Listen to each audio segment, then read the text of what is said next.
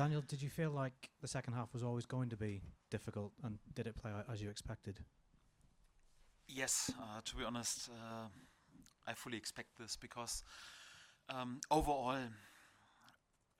really good result for us here on the road to travel away with 1 point after also impressive result for Everton in the last game against the top side.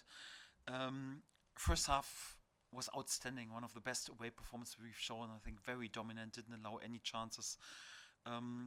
Was a bit unlucky that we couldn't capitalize even more because we had so many good situations where we could play the final pass or the second last pass even a bit tidier.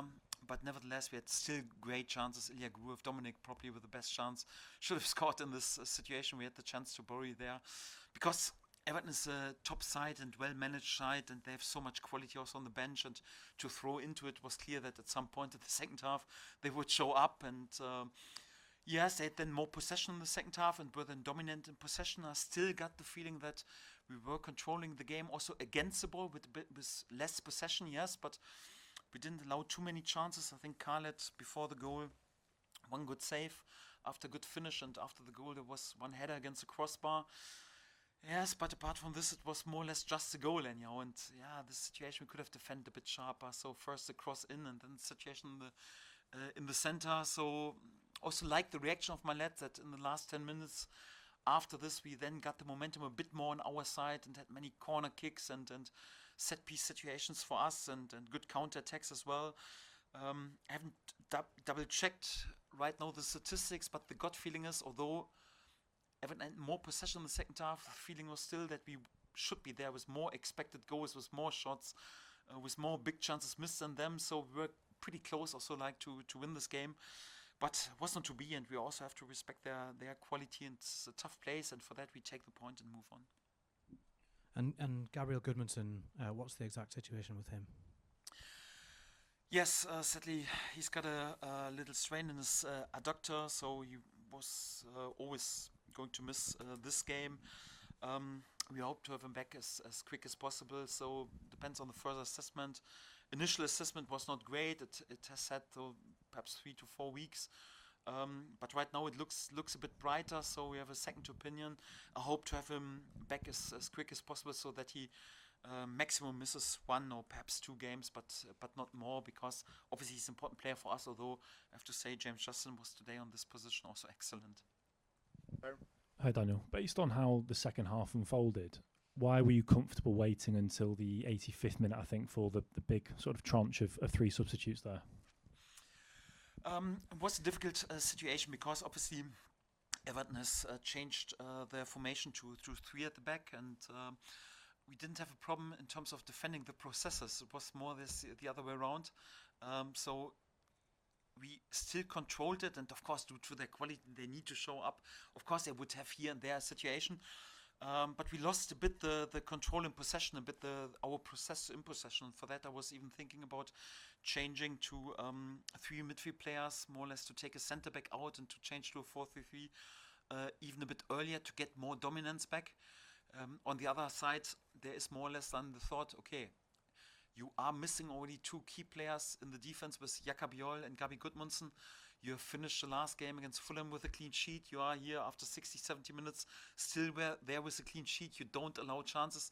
You defend really, really well in the last row.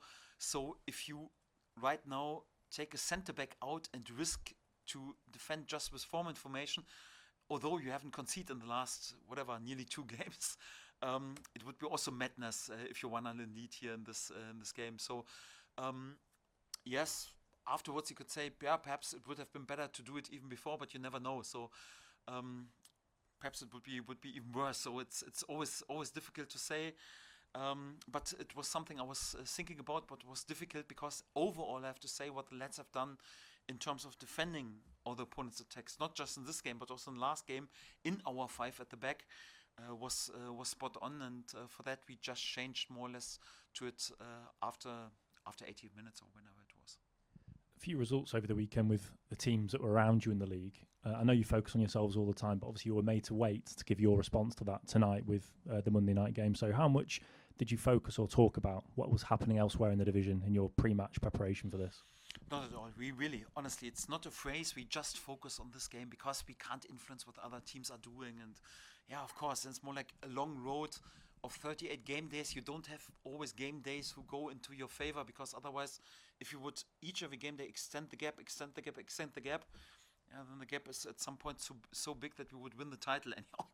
It won't work in this way. So sometimes you also have to accept that also the teams around you win sometimes a game and a home game anyhow. So for us, it was just important to show another good performance, to win as many points as possible. Again, slightly disappointed that we didn't win all 3 points, because it was possible today, but nevertheless, I have to give compliments to the lads, and I have to say that it's a good result on the road, and we move 1 point closer. So for that, really not 1% focus on other results or other game, just focus on this game, and with this game, we should be really content. Hi Daniel, just coming off of what you've just said there, you've not won away in the Premier League since September. How much of an issue is that for you, or is it, as long as you draw, it's okay? Yes, would have preferred whatever this time 4 or 5 wins on the road, but then we would play for Europe anyhow. So it's more or less like, yes, you will always find for a promoted side who is in the battle to stay in this league something what you can improve. Sometimes it's home form, away form. I wouldn't say it's a problem. If you have a look in our last away games, anyhow, Liverpool clean sheet, before point in Sunderland, outstanding performance at Newcastle, got lots of praise, anyhow. Yes, sometimes it's also like the quality of the opponent who then wins the game in the last moment of the game, like Newcastle, or also today with one good situation perhaps to secure a point for the home team. This is what you have to accept. So it's not a concern for me. For me, it's important, more or less encouraging, that we had another really, really good away performance. And if we keep going like this, if we deliver performances like this, then the results will come. Is also like underrated, because they are there. Anyhow, we are, whatever, in the last 10 games we have just 1 loss anyhow. So we are on a good road, and for that it's nothing I'm too concerned about. Do you expect any transfer activity this week? Any incomings? No, for me, not the time to speak about this straight after the game. Also, for me, it's important that this group has again proven that we have enough in order to win us enough points to stay in this league. And for that, this is the major thing for me, the most encouraging thing. I also hope that we have some good news from our injuries, that Jakabiol and Gabi Goodmanson will be back soon. And then we have also enough in order to stay in this league. Stuart. Daniel, a typical performance from Brendan Aronson today, particularly now you've got that extra option in his position. Is it almost his job not to last the game, to empty the tank early in the games? He can't empty the tank because he can cover 15k, and the next day he covers again 15k. So Brendan Aronson has so much energy, so he gives really from the first second always everything. So I haven't seen one game where he was saving himself that he can last for 90 minutes anyhow. He always gives everything, and when I then got the feeling, okay, I take him off out of whatever reason, I will do this, but it will never be that he's running out of fuel, because this fuel of this lad is endless. And do you feel like the team's grown in confidence in the difficult phases of games on the back of this form that you're in? Yes, each every good result and each every good performance is encouraging, and we are still a newly promoted side, and for that also to come to places like Sunderland anyhow, and when they were in hot form, no one has won there, and then to show a good performance, to drive away with 1 point, to go to Liverpool, to return back with a clean sheet, to go to Everton, and everyone is slightly disappointed it wasn't all 3, to go to Newcastle and get lots of praise for the performance. This is always good for the confidence, but on the other hand, it's also no reason right now to lose the ground under our feet. So we have to invest always 100%. We have to find a good balance between being rock solid and well structured, and on the other hand also brave and confident with the ball. We need to show this in each every game, because we won't win any points on this level due to our individual quality. We have to win it with the team, and this is very encouraging. Yeah. And I just wanted to ask you about the stadium. I mean, there has been talk about Elland Road being developed and expanded, very similar to Goodison Park. What was it like, though, coming to Everton at the new stadium for the first time?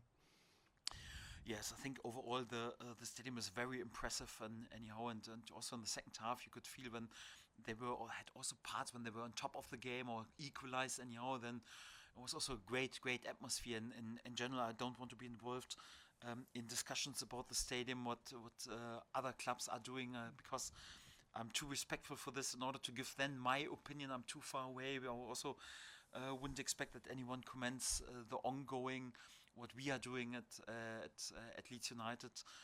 For us, the task will be to keep more or less like the tradition, the history of the stadium, anyhow, and to keep also the very second to none and special atmosphere at Elland Road, and also to make sure that on the other hand it's still a state-of-the-art and very modern stadium. I think this balance is important to value the history and not to change anything in terms of the noise and the mood and everything.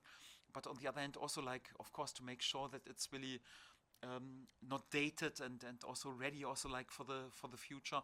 This is more or less the task for our key people who are responsible for this, but I'm not the builder of the stadium. This is for more important people in this topic, and for that I don't want to comment too much. Thank you. Anybody else? Thank you very much. Good.